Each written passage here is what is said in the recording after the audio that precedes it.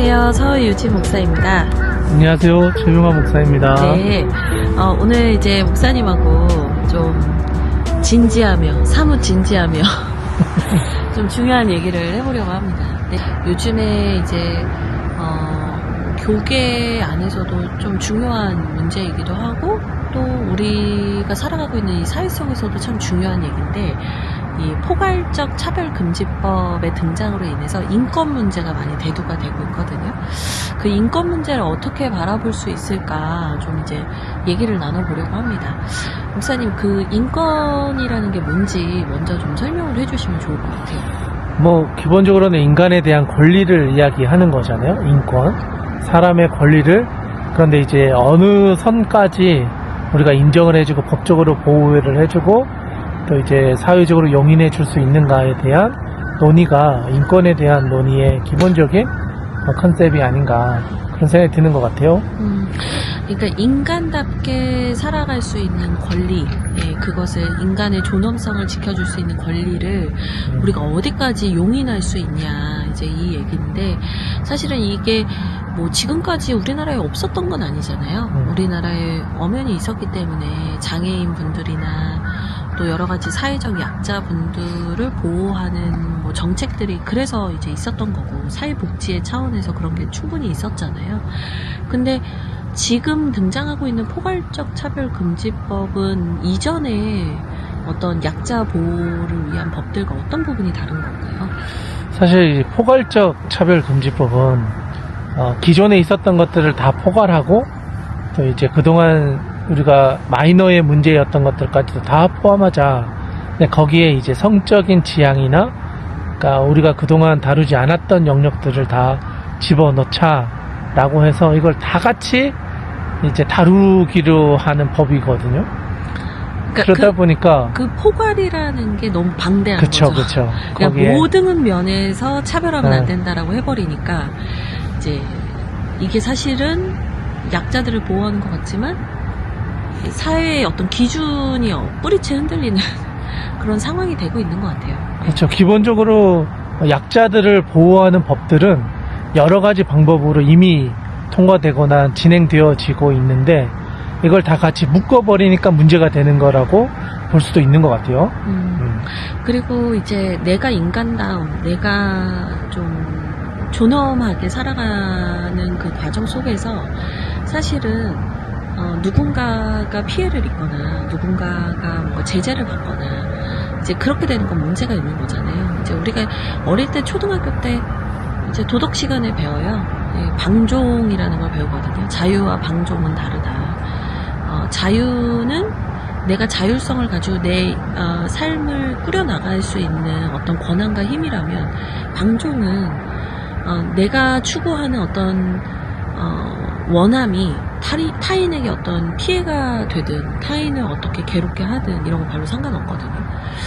그러니까 다른 사람을 존중하지 않는 자유라는 이름을 우리가 받아들이는 것이 맞냐라는 고민을 진짜 많이 해야 되는 시기인 것 같아요. 실제로 지금 마약 문제라든지 아니면 동성애 문제라든지 이런 게 되게 심각해서 10대 아이들 중에 에이즈 그 발병률이 엄청나게 높아졌다라고 얘기를 해요. 그리고 요즘 또 마약 사용이나 그런 부분들에 있어서 너무 보편적이다 보니까 옛날에는 음지에서 했던 것들이 이제는 텔레그램이나 인스타나 이런 메일이나 그 개인 메시지로 다이렉트 메시지를 통해서 바로바로 전달하기도 하고 받기도 하고, 대학가에서도 무분별하게 퍼져나가는 것을 본다면 이게 진짜 개인적인 인권이라는 이름으로 우리가 다 이걸 허용해 주는 게 이게 과연 정말 자유인가? 한 번쯤 질문해 보게 되는 것 같아요. 근데 이제 여기에서의 핵심 이슈는 결국엔 개인을 중요시 볼 거냐, 공동체를 중요하게 볼 거냐인 것 같아요. 근데 이제 개인의 자유다라고만 하기에는 이 모든 어떤 이슈들을 해결하고 해소하는 공동체적 비용 문제가 있고, 그것을 공동체적으로 정책적으로 감당해야 되는 게 있기 때문에 이게 개인의 문제라고만 보기는 어렵거든요. 개인과 공동체의 대립은 사실은 아주 고대 철학자들부터도 이제 논의해 왔던 부분인데, 목사님 이 부분을 좀 설명해 주시면 좋겠어요. 네, 사실 이 부분에 있어서 서양의 입장과 동양의 입장이 좀 다른 것 같아요. 서양은 기본적으로 개인의 권리나 개인의 인권이나 자기의 것에 대한 개인주의적인 접근을 강화되어져 왔던 것 같고, 동양은 반대로 공동체적인 접근을 유교적인 입장이나 뭐 우리가 살아왔던 배경 속에서 우리가 다 같이 잘 돼야지 너 혼자 그렇게 튀면 되냐 뭐 이런 느낌으로 좀 묶어왔기도 했던 것 같아요. 근데 이게 뭐가 좋다 나쁘다 보다는 장단이 다 있어요. 네, 장단이 있는 것 같아요. 개인을 우선시하느냐 공동체를 우선이 하느냐, 이 두 가지 사이에 사실 갈등인 것 같아요. 그래서 사실은 뭐 아까도 말씀드렸지만 장단이라는 게 개인을 중시할 때 어떤 개인의 행복이나 또 인간으로서 살아가는 데 있어서 존중받는다는 게 너무 중요하죠. 근데 이제 단점 같은 경우에는 이 개인주의가 자칫 이기주의로 빠져버리면, 지금 우리 세대에 더 많이 그런 게 나타나고 있는 것 같은데, 모든 걸 합리성으로 모든 걸 반반 땅딱 나눠서 살아갈 수 없잖아요, 가족끼리도. 근데 이제 이게 이기심으로 넘어가는 순간 사회가 되게 혼란해진다는 생각이 들어요. 그리고 또 공동체 중심주의적인 것도 그런 것 같아요. 장점은 보호받는 울타리가 있고, 사회 안에서 내가 성장하고 성숙해가는 그런 깊이 있는 인간됨을 발견해가는 장점이 있죠. 단점은 너무 개인의 자유가 억압받는 것 같아요. 그냥 아까 말씀드린 것처럼 우리나라는 튀어나온 못이 이제 정을 만든다는 말처럼 밥 먹으러 가서도 짜장면 통일 뭐 이렇게 해버리잖아요. 그러니까 그런 것처럼 약간 갑자기 여기서 농담해서 죄송한데, 경상도에서 마카 커피 이러면 저 처음에 몰랐는데 마카가 모두였어요. 근데 다 모카 커피를 이렇게 제조해 주셨다는 얘기를 듣고 제가 죄송합니다. 갑자기 중요한 얘기하다가 하여튼, 그러니까 그것처럼 우리나라는 그냥 다 통일해, 왜 너만 튀려고 해? 뭐 이런 얘기를 하는 거죠. 그러니까 이거에 대한 반작용으로 이제는 동양 어떤 사상을 배경으로 하고 있는 국가에서도 서양 문화의 어떤 서양 사상의 개인주의화가 이미 뭐 저는 본격화됐다고 생각을 해요.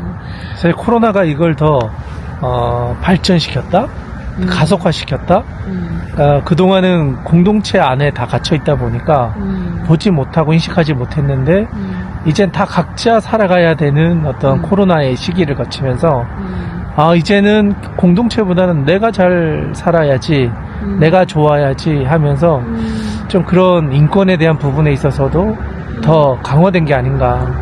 집단에 대한 반감? 국가가 왜 나를 통제해? 그러니까 이런 반감들이 있다 보니까 뭔가 국가에서 하는 것들, 공동체가 하는 거는 뭔가 나쁜 거다. 오히려 개인이 원하는 걸 할 수 있는 게 자유롭고 그게 어떤 선진국으로 들어가는 어떤 조건이다. 그러면서 이제 서구 유럽이 이미 그런 걸 하고 있다. 약간 이런 논리를 피는 것 같아서.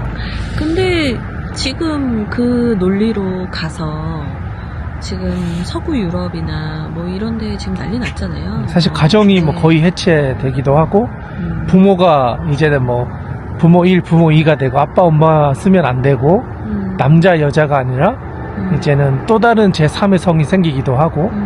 그러니까 이게 과연 인간에게 정말 좋은 건가? 이거는 좀 질문을 해보게 되는 것 같아요.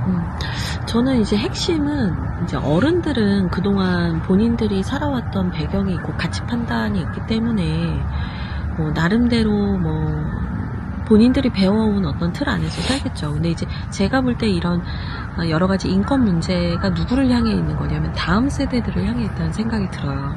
그러니까 이게 정답인 것처럼 배운 아이들에게는 선택의 기회조차 없다는 게 제일 문제라는 생각이 들어요. 개인이냐 공동체냐, 이것들을 우리의 다음 세대들이 사회적 담론을 통해서 만들어가고 이야기하고 충분히 그것들을 공부해 가면서 그것들을 결정한다면, 지나가는 세대들이 그거에 대해서 밤나라 배내라 할 수는 없어요. 왜냐면 저희도 또 그 다음 세대였었거든요. 근데 지금 이 아이들에게는 기본 세팅값이 모든 것을 다 아우를 수 있는 상황이 아닌 거예요. 말은 포괄적 차별금지법인데 전혀 포괄적이지 않아. 예. 그리고 성을 내가 선택한다라고 하는 이 접근 자체가 사실 생물학적인 질서를 거스르는 거잖아요.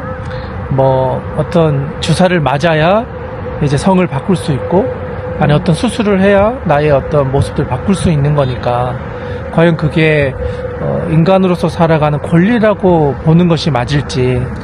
그 목사님 말씀하신 이 지금 문제도요, 선택이라고 얘기하신 분들이 되게 많아요. 근데 이제 선택이 그래요, 맞아요. 뭐 나는 이걸 선택하겠다, 그렇게 보면 선택권일 수 있죠. 그런데 이제 문제는 그런 호르몬 주사를 맞거나 인위적으로 어떤 성별을 바꿨을 경우에 몸에 상당한 충격과 데미지를 입힌다는 거예요. 그래서 결국에는 이제 불임이 많아진대요.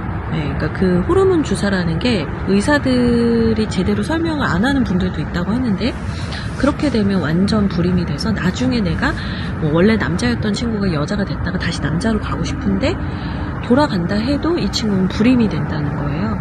그러니까 어린 친구들이 선택이라고 하기에는 너무 큰 어떤 그 책임을 져야 되는 거예요. 너무 큰 결과를 책임져야 되는 거예요. 너무 장기적이고 너무 큰 결과가 오는 중요한 선택이라는 거죠. 근데 그것에 대해서 그냥 취향이라는 이름으로 쉽게 선택하고 바꿔도 돼, 네가 나중에 또 바꿔도 돼 라고 말하는 거는 사실 어른들이 되게 무책임한 게 아닌가라는 생각이 좀 들어요. 그러니까 결과에 대해서 다 얘기를 해줘야죠. 정말 그게 그 아이들의 자율성을 존중해 주는 거라면 모든 결과와 가능성에 대한 설명을 다 해주고, 우리가 병원 가서 수술 받을 때처럼 그런 거에 대한 모든 설명을 충분하게 다 해주고 나서 그래도 네가 이걸 선택할 거냐, 너의 책임이다, 이 부분에 대해서 알려줘야죠.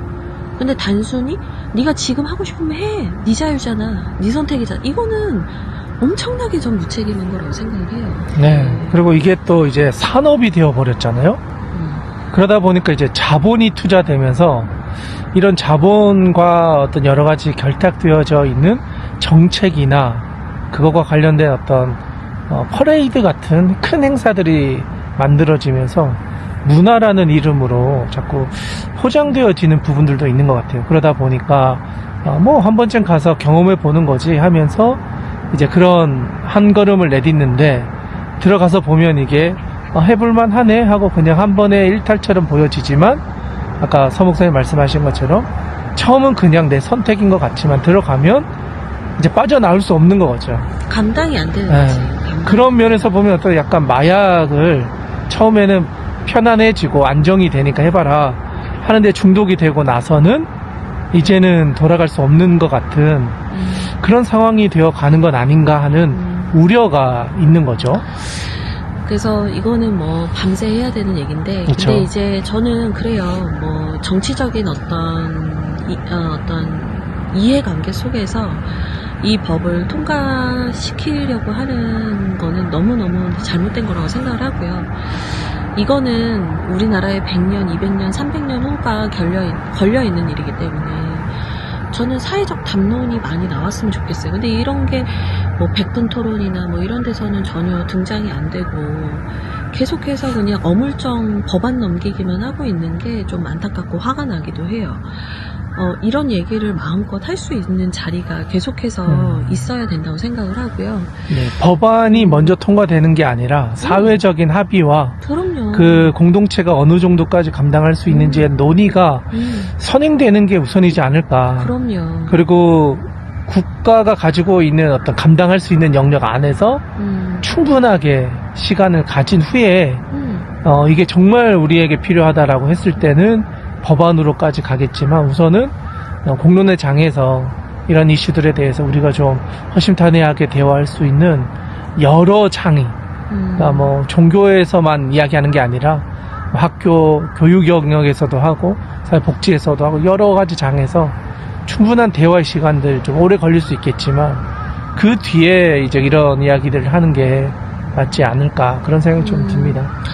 이 분명한 거는 인권이라는 이름으로 우리가 누군가가 망가져가고 자신의 본질을 잃어가는 것을 방관하고 또 그것에 대해서 어떤 결과가 올 것이라는 것을 그냥 개인적 책임으로만 그냥 남겨두는 거는 전 진짜 무책임하다고 생각해요. 그러니까 진짜 그게 좋은 거라면 정말 뭐 이렇게 사는 것도 있고 저렇게 사는 방법도 있어요. 이건 다 좋은 거예요 라고 말할 거라면 저는 그거에 대한 역기능도 분명히 말을 해야 된다고 생각해요. 사실 동성애나 이런 거는 뭐 그리스 로마 시대에도 이미 성행했던 거고, 사실 그 결과로 로마가 멸망된 어떤 배경적인 도덕적 부패라든가 뭐 그런 이야기들이 많이 나오고 있는 것들을 알고 있기 때문에 이게 단순히 개인적인 취향이다, 어떤 자기의 자유다라고 말하기에는 역사 속에서도 이것의 영향력이 얼마나 위험했는지를 봤기 때문에 조심스럽게 접근하는 게 필요하지 않은가, 그런 생각도 좀 듭니다. 그리고 요즘에 뭐 유튜버나 방송인들 뭐 이런 분들이 어떻게 보면 이제 본인의 어떤 그룹을 확장하기 위해서 젊은 세대나 다음 세대들에게 너무나 쉽게 본인들의 생각을 주입하는 경우도 많은데요. 제가 생각하는 건 부모님들이 도와줘야 되는 건 그런 거 보지 마! 이런 게 아니라 다양한 입장, 이 사람의 입장도 들어보고 저 사람의 입장도 들어봐라. 최소 전문가라고 할 수 있는 사람을 10명 정도의 입장은 들어보게 하시고, 네가 생각할 때는 뭐가 문제인 것 같냐. 계속 아이들이 좀 비평적으로 스스로 뭔가 생각할 수 있도록 판단이라는 걸 할 수 있는 그런 훈련을 도와주시면 좋겠다는 생각이 듭니다. 네, 뭐 이 얘기는 해도 끝이 없을 것 같아서 이제 마치려고 하는데요. 목사님 마지막으로 한 말씀 해주시죠. 네, 인권은 다양한 사람들의 생각이잖아요. 권리이기도 하고. 근데 이제 개인적인 것에만 너무 집중하는 것이 아니라 공동체적인 차원도 있다는 것을 좀 기억하면서 그 둘의 균형을 찾아가고, 또 우리의 인생에서 가장 중요한 게 뭔가를 좀 깊이 고민하면서 나의 입장만 고수하는 게 아니라 다양한 사람들의 인생을 좀 살펴보고 서로의 서사를 이어가 보면 어떤 게 정말 좋은지를 조금 더 알게 되지 않을까. 긴 시간이 필요하겠지만 그런 대화와 논의와 만남들이 더 필요한 시대가 아닌가 생각해 봅니다. 네. 그리고 저는 마지막으로 뭔가 남들과 다른 인생을 사는 분들만의 외로움과 아픔과 고통이 있을 거라고 생각해요. 그분들의 아픔과 고통에 대해서 제가 그런 걸 더 폭넓게 담아낼 수 없는 협소한 그런 목회자라는 게 좀 안타깝기도 하지만 또 그런 것에서 더 열린 마음으로 도와주시는 분들이 있다고 생각해요. 근데 제가 보는 중요한 건 뭐냐면 마음을 공감하는 것과 그 공감하는 것이 진리라고 말하는 건 다르다는 생각을 해요. 저는 하나님께서 창조하신 그 질서대로 살아가는 삶, 하나님께서 우리를 향하신 그 기뻐하시는 뜻을 따라가는 삶이 저는 여전히 인간이 가장 행복한 길이라고 믿고 이제 목회자로 살고 있어요. 뭐 그걸 동의하지 않는 분도 계실 거라고 생각해요. 근데 제가 생각하는 앞으로 바라는 미래는 저 역시 저의 마음에 대해서 이렇게 얘기할 수 있는 사회, 그리고 또 아픔이 있는 분들은 아픔이 있다라고 말할 수 있는 사회, 그래서 그 안에서 계속해서 우리가 메울 수 없는 공백과 여백을 성령 하나님께서 채워가시는 그런 사회를 저는 꿈꾸거든요.